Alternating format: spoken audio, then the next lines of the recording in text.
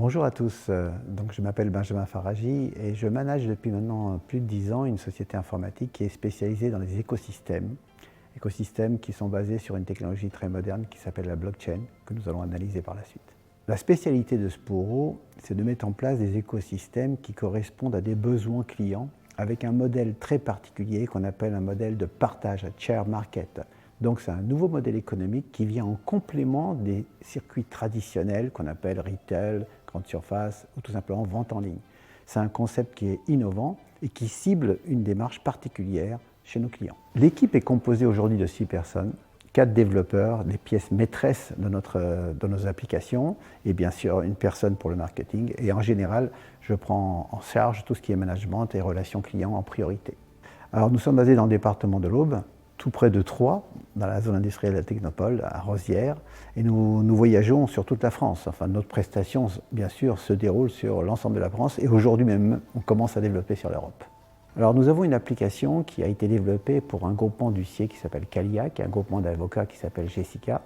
Ces applications sont des applications métiers qui permettent plusieurs éléments, bien sûr, l'intégrité d'un document, la traçabilité d'un document, la signature d'un document et bien sûr la preuve de ce document, la valeur probatoire, qui est leur besoin métier, de façon à pouvoir s'appuyer sur cette technologie qui s'appelle la blockchain et de pouvoir apporter un service complémentaire à leurs propres clients.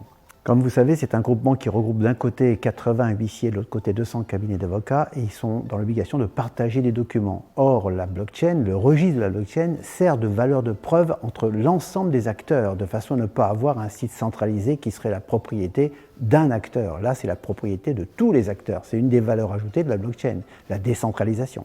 Alors aujourd'hui, la blockchain, parmi ses différents cas d'usage, possède une approche qui est unique et qu'on ne peut pas faire avec d'autres applications, qui est la gestion d'un actif numérique. Cet actif numérique porte le nom parfois de NFT ou parfois de jetons.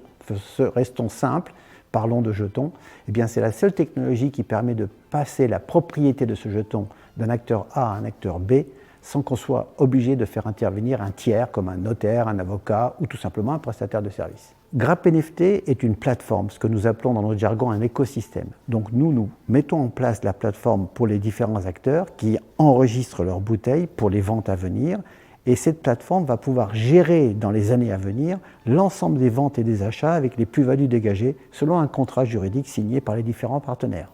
C'est une des seules applications qui va permettre aux différents acteurs, acheteurs, vendeurs, de pouvoir suivre la traçabilité de leurs ventes autrement que dans une démarche d'un site classique, puisque dans un site classique, vous faites une vente et l'opération est terminée, tandis que là, dans cette approche qui est cet écosystème, non seulement on fait une vente, mais on essaye de revendre la bouteille à une autre personne sans que cette bouteille ait bougé de place d'ailleurs.